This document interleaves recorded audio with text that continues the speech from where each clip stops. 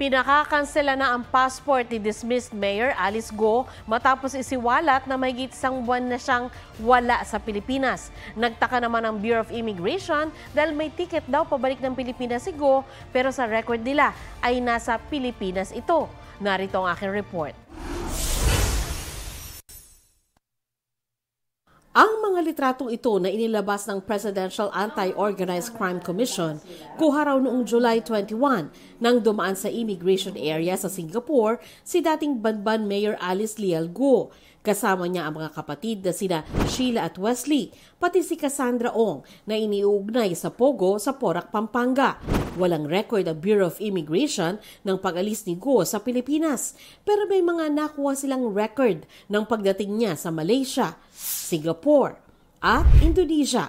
Posible raw dumaan sa backdoor si Go para makalabas ng bansa. Kagaya po ng mga private airstrip and yung mga tawid dagat. So tingin po natin yun po ang inabuso ni Mayor Guo upang makalabas po ng bansa and to circumvent immigration. Batay sa intel ng immigration, may flight pabalik ng Pilipinas si Go. Upon verification po, wala pong sumakay doon sa aircraft na yun pabalik po ng Pilipinas, and it got us asking the questions na bakit siya may ticket galing sa labas papasok ng bansa when our record states that she is still in the country. Yung record niya with Malaysia, nakalagay no image available eh.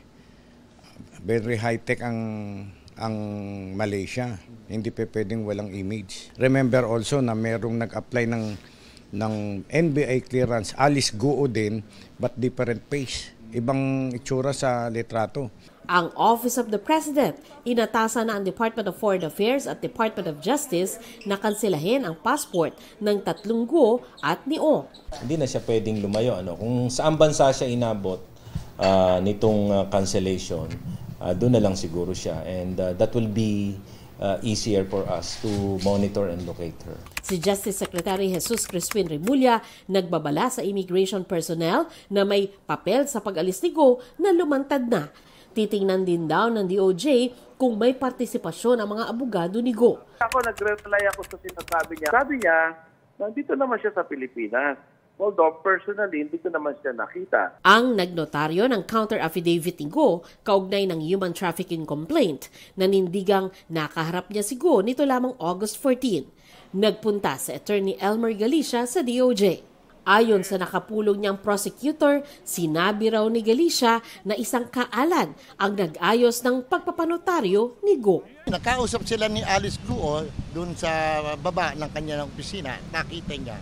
At nagpresenta ng driver's license si supposedly Alice Go.